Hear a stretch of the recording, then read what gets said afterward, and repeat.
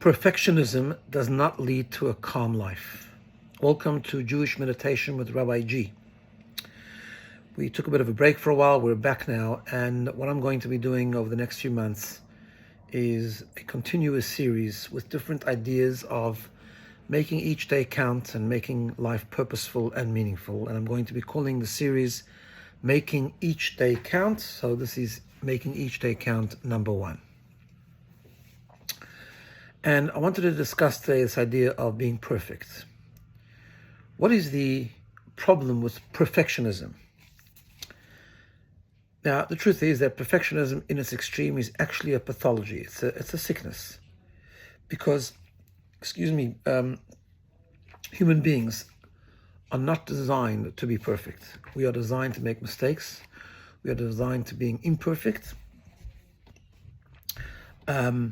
The need for protection comes from a fragility of our own definition, whether it's something outside of us, like a disorganized cupboard, a disorganized room, a messy environment. We are petrified if someone will come in and see something out of place, or we lack in our accomplishments. We didn't accomplish to the 100% excellence level, or we didn't produce everything we were supposed to produce. We weren't perfect in everything that we do. The function, the simcha, the thing that we made wasn't perfect. And we stress and we get upset. And why? Because we are so worried what other people will think.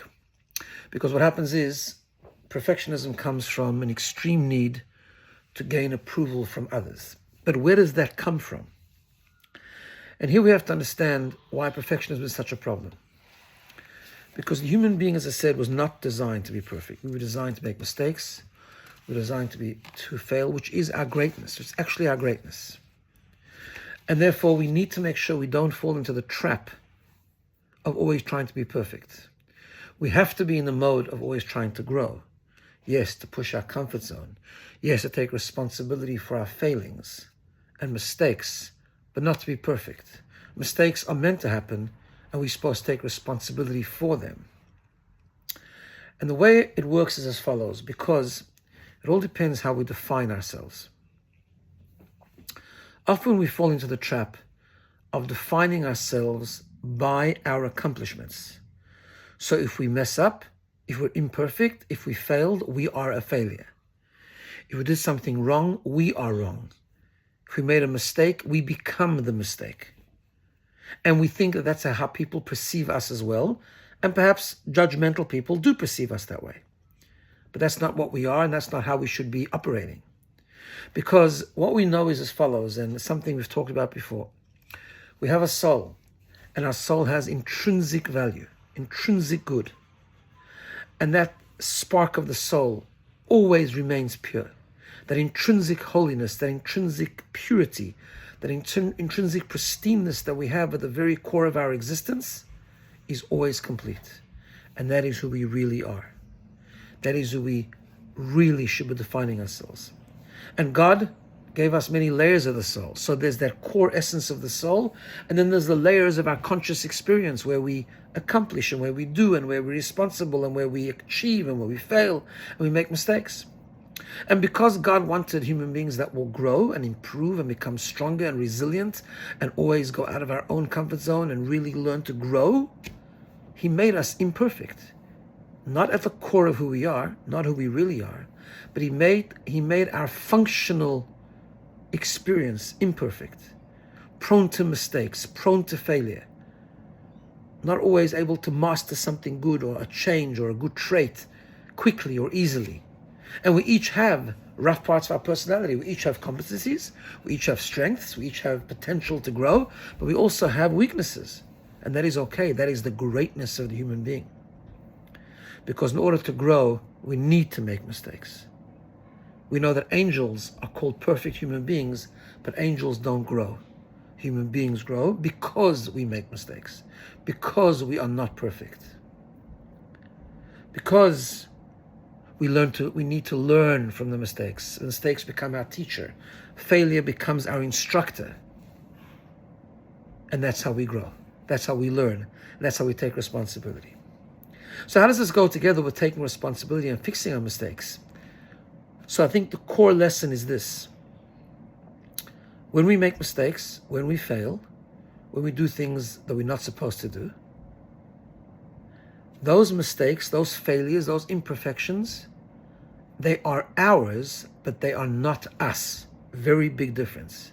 They belong to us to work with. Now, by the way, not every imperfection we have to work with. Some imperfections are okay. But if they're not okay, even if they're not okay, it's fine.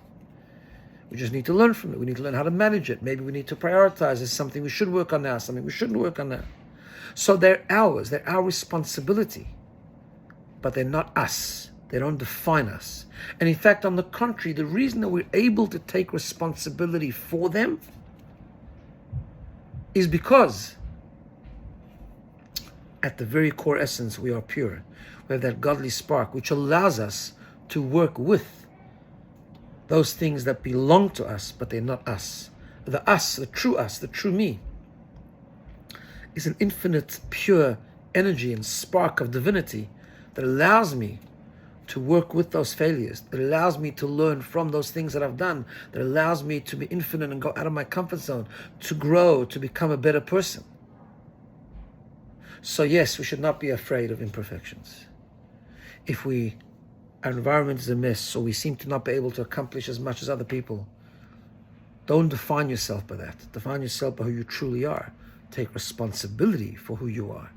But don't define yourself by those accomplishments, those outcomes, those failures, those mistakes, and even those strengths. Define yourself by your true essence. That's my tip for today to make it more meaningful. Let us try and contemplate and think about that. Just wherever you are, just like always, relax, focus,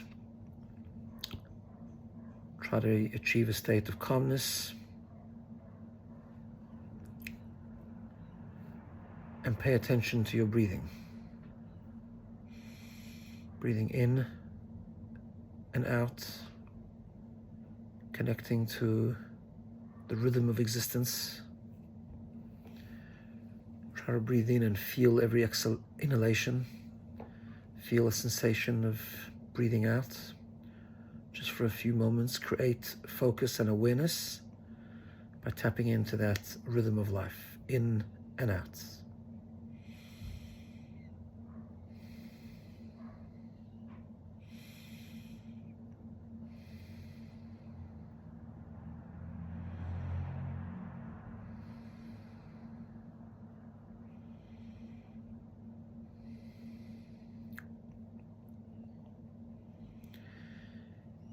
If your mind wanders, just gently bring it back. Just focus, breathing in and out. In and out.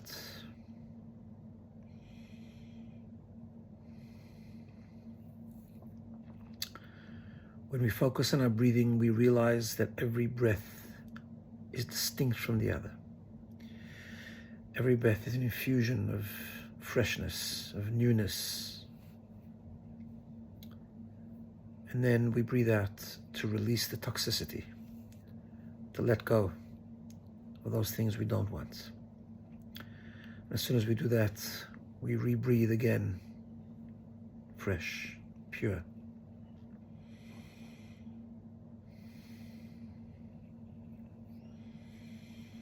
Breathe in, let go. Breathing in and letting go. We know that our breath, our neshima in Hebrew, is neshama, our soul. The newness, the purity, is what lies at the essence and core of our existence. The godly infusion that God blew into our nostrils when He created us. Every breath we take is an expression of that infusion. Breathing in, connecting to the purity of our neshama.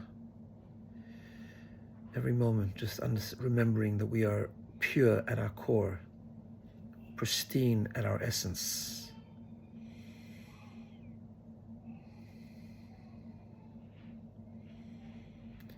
Yes, we have toxicity. We have the layers of our soul where we succeed and fail. We have the conscious layers that sometimes are trapped by the ego, making mistakes, messing up. But when we breathe in and we connect to the core essence of who we are, remember that those failings do not define us, and we can breathe out, we can let go. The more we dig deeper and understand who we really are, the more we can take responsibility and let go of the toxicity.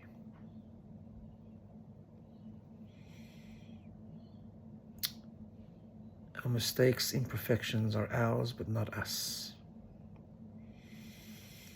We are the root of the neshama, the infinite force to grow, to improve, to learn. The intrinsic goodness and purity never disappears.